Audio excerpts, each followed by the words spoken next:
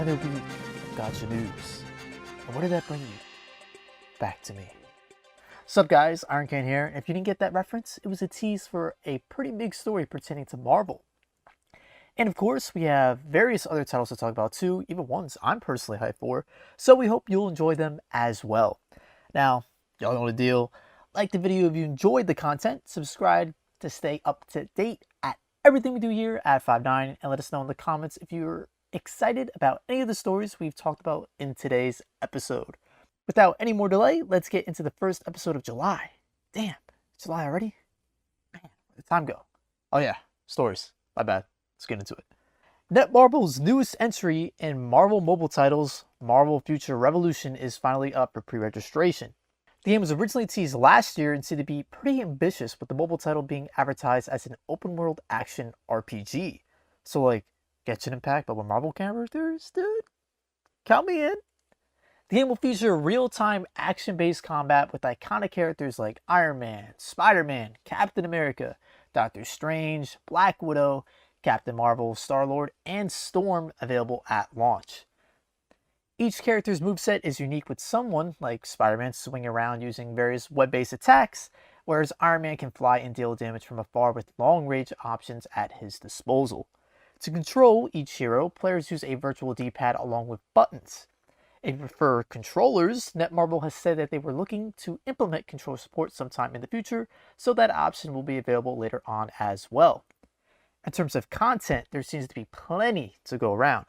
Each character has their own specific progression tree, and to level up, players need to obtain experience, but their actual stats get increased based on the gear that they have equipped, a la Destiny. The neat feature about the gear in this game is that you can mix and match. You can have different pieces of gear for your body, head, hands, and feet, allowing for a multitude of combinations. For multiplayer activities, there'll be 4 different modes for users to participate in. There's a cooperative raid mode where a party of 4 go through a dungeon and fight a big bad boss at the end.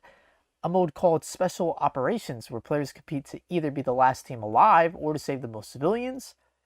A Mega War, which is just basically standard PvP with a group of 10 characters versus another 10. And lastly, there's Dark Zone, a mode that contains up to 50 total players where you have the choice to attack bosses, but also one another in a free-for-all. For the story, you're basically trying to save the multiverse. Several different Earths nearly collided into each other, but Vision sacrificed himself, stopping the travesty from happening. The player then picks up the story from there. Now that I've gone over the gist of the game, let's actually talk about the pre-registration rewards, shall we? As you can see from the trailer, it's basically an early grab at a costume. Notice that I said a, as in, singular. Yes, by pre-registering, you don't get all the costumes, but you get to claim one, so make sure to choose wisely. If you'd like to pre-register for Marvel Future Revolution, you can do so for both Android and iOS devices on their respective app stores. If you're still in the pre-registration mood, then you'll be happy to hear that Punishing Gray Raven is now up for pre-registration. As of this episode's production, the game has already hit 100,000 pre-registrations, unlocking players 150 black cards, 15,000 cogs, and a CEM4. If the game reaches 500,000 registrations, players will obtain all rewards, including a skin for the character Lucia. If you've never heard of Punishing Gray Raven, it's a gacha set in a dystopian world that features fast-paced action for combat, similar to other titles like Honkai Impact or Nier Automata. The game is set to release sometime this summer, so if you're eager to play the new mobile title, you won't have to wait that long. Punishing Gray Raven is currently up for pre-registration for Android and iOS devices for global, while currently available on the same devices for JP and CN. Now for an announcement that I'm personally excited for. Nier Reincarnation now has an official release date. The game will launch next month on the 28th of July and will come with some free goodies. Since the title completed all pre-registration goals, players will be given 10,500 gems, which is enough for 3 multis, and materials to level up weapons as well as characters. If you're at all curious about the game, me and Gail actually did a review of the beta on the channel, so make sure to check that out if you want to know the ins and outs of Nier Reincarnation. Also, I plan to be streaming the game over on 5-9's Twitch when this puppy drops, so make sure to follow us there to catch the shenanigans live. Nier Reincarnation will be available on Android and iOS devices for global on July 28th, and is currently available on the same platforms for JP. Remember that Man Xdive gacha I was talking about the other week? Coincidentally enough, the global version of the game, Mega Man Xdive, is now available to play for a limited time in an early access beta. The game features both playable hunters X and Zero as they take on the internet world known as the Deep Log.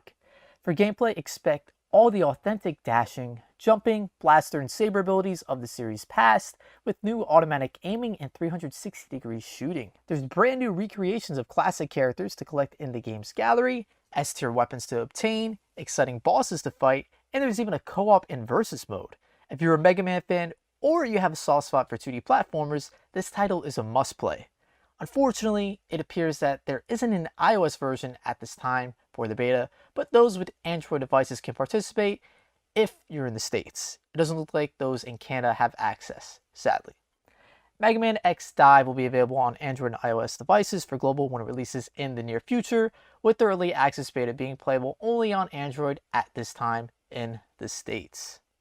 Looking for another global mobile game to pre-register for? Well, you're in luck. Contra Returns is currently up for registration. If you've never heard of Contra, it's basically a 2D side-scrolling shooter, a classic on the NES, and has been released on various platforms since. The game originally dropped back in 2017 for Southeast Asia and featured the iconic gameplay the series is known for, with new storylines and over 200 levels to play. The Southeast Asia version of the game even had a crossover with the Terminator, so if the global version goes down the same path as that version did, look forward to some Terminator action down the line as well. Contra Returns is currently up for pre-registration for global on Android and iOS devices and will release on July 26th.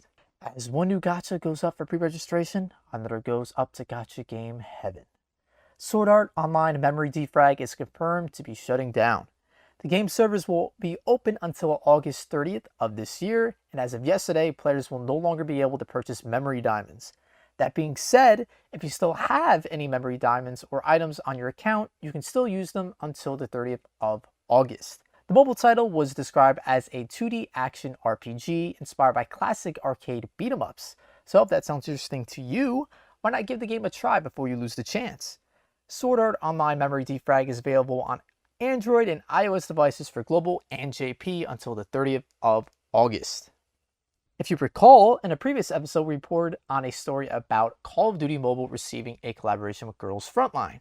Well, now we actually have some information on the crossover event.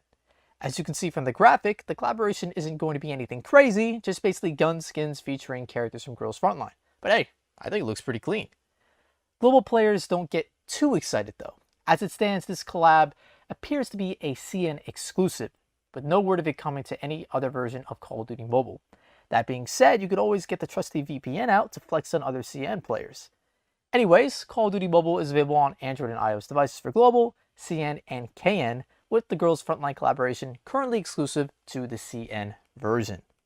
And for my last story of the week, Square Enix announced a new installment that's free to play coming to mobile devices from the Mana series called Echoes of Mana. The game is described to be an action RPG that will feature iconic characters throughout the Mana series, and of course, you'll acquire them via Gacha. Not too much information has been revealed about the title at this point, but it will have multiplayer, and for combat it looks fairly simple, with the character's special and basic attacks on one side of the screen, and the other side you drag for movement.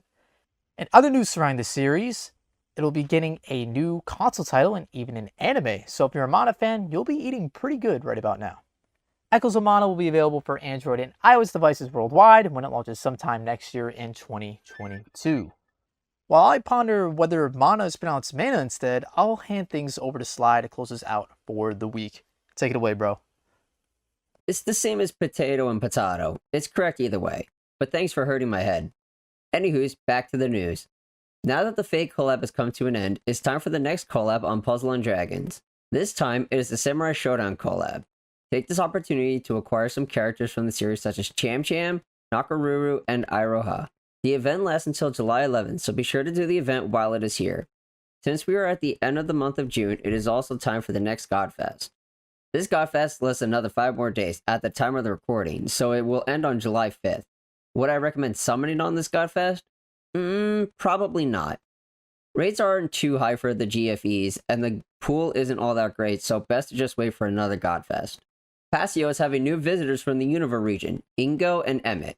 Ingo has Excadrill and Emmett has Archeops, and both of them are Pokefair scouts. Now you might be looking at this and going to yourself, Why are these two random trainers Pokefairs? Turns out they are from the Battle Subway from the Black and White games and are very popular in Japan. Do not worry though, these units are quite good with their grids. Excadrill has a node called Guarded Entry 1, which will raise the user's defense and special defense by 1 stat rank when it enters a battle. Another node is Gritty Guardian 1, which has a 20% chance of raising the user's defense and special defense by 1 stat rank when he uses a move in a sandstorm. Lastly, Excadrill has potions in his kit, and you know me, I love my healing. Backpedaling a little bit to the sandstorm node, Excadrill can and will pair nicely with Archeops. With Archeops' Sand Sync node, he can create a sandstorm upon first use of a sync move.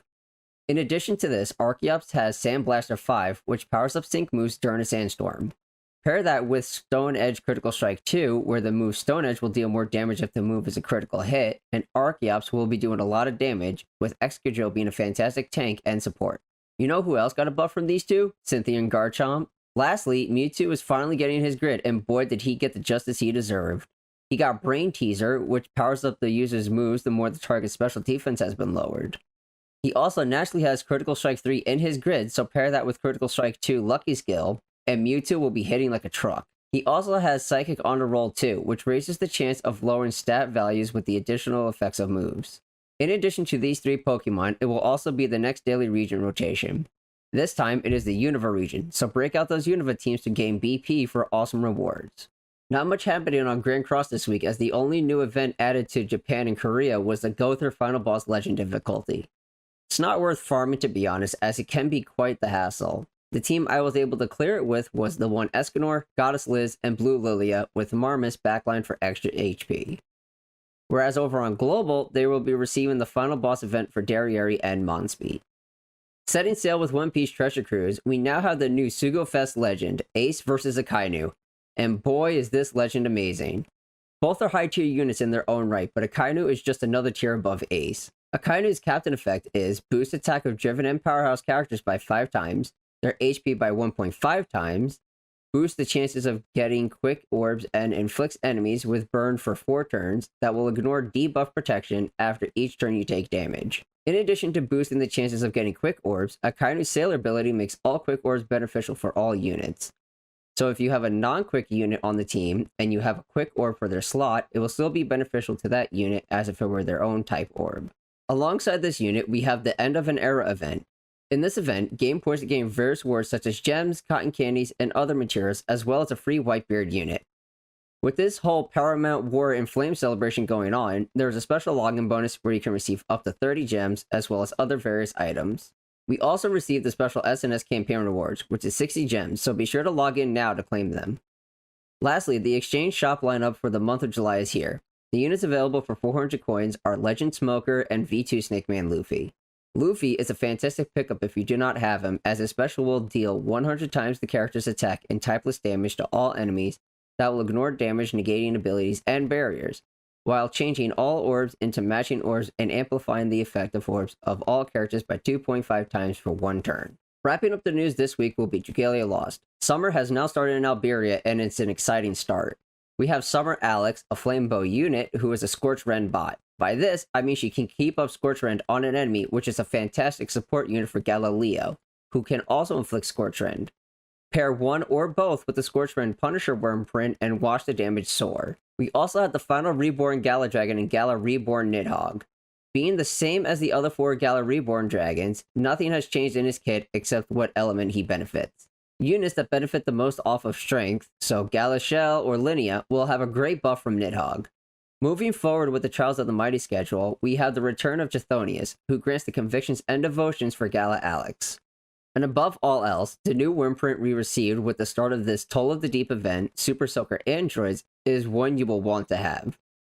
This Wormprint has the ability of critical damage double buff. Why is this so important, you might be wondering? Anytime a unit with this Wormprint equipped receives a defense buff from another ally or themselves, will have their critical damage increased by 15% for 15 seconds. This ability was only available on the Feline Hospitality print that was exclusive to the Monster Hunter Collab event, something that has yet to come back. Critical damage double buff allows speed farming and fast clears to be more consistent, as you can see here with the sub 2 minute and 30 second clear of Master Cayenne. So please be sure to pick up this Wormprint. It is borderline a must-have print. A quick reminder that July 5th will be the start of the free multis for 2 weeks until July 19th, which will then be the one-day only 100-fold summon. That is all for this week's Gacha news. I'm your co-host Sly, signing us off here at 5-9 Gaming. For the viewers who live in the States, enjoy your 4th of July weekend. For everyone else in the world, have a fantastic and fun weekend and enjoy the 6th anniversary on Global Dokkan. Later!